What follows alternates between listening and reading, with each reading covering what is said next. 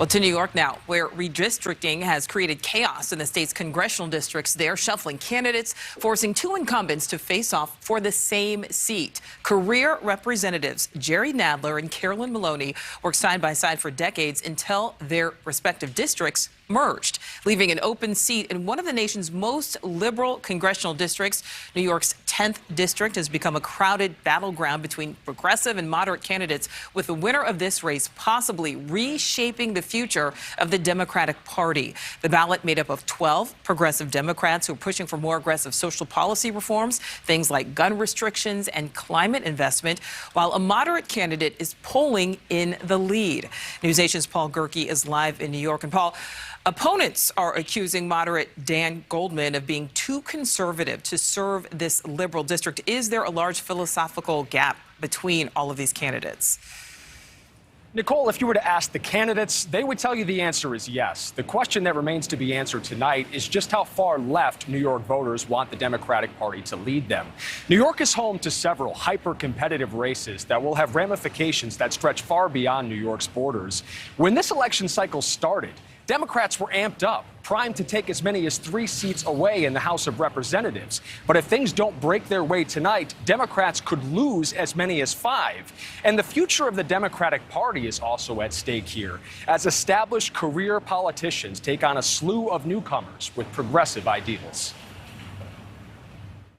New Yorkers are hungry for change. Change is on the ballot. Surj Patel, congressional candidate in New York's hotly contested 12th district, is expecting voters to turn out in presidential primary caliber numbers today.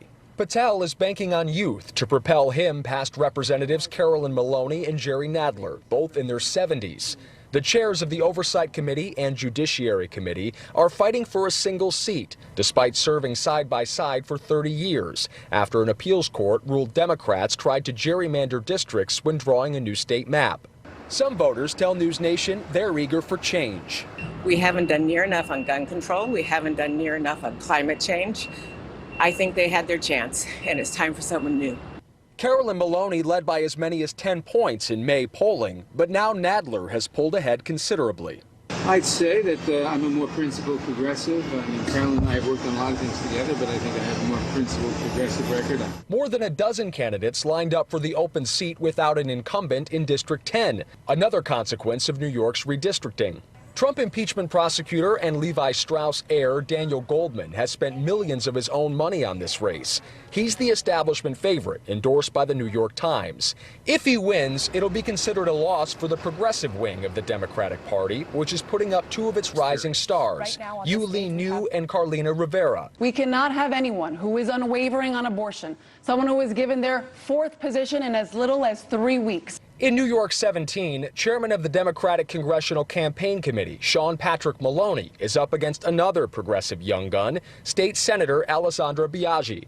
Maloney is backed by Speaker Nancy Pelosi, Biaggi by Alexandria Ocasio-Cortez. Some New Yorkers tell NewsNation their choice comes down to electability. I'd like to see candidates that have experience, as well as candidates I think could prevail on state and national level elections. The big question on everyone's mind in the age of social media and instant gratification that we live in is how quickly are we going to see results? Polls behind me close at 8 o'clock Eastern. But despite that, I don't think we're going to have many results tonight. New York has a relatively new law that says those ballots do need to be processed today, but that was more or less ignored in June. And downstate counties, including here in New York City, are notoriously slow to return their absentee ballots. So I'm not expecting anything concrete until tomorrow, Nichole. All right, so we will wait to see what happens tomorrow then. All right, Paul, thank you. Thank you for watching. Go to newsnationnow.com to find NewsNation on your television provider. And don't forget to click the red subscribe button below to get more of NewsNation's fact-driven, unbiased coverage.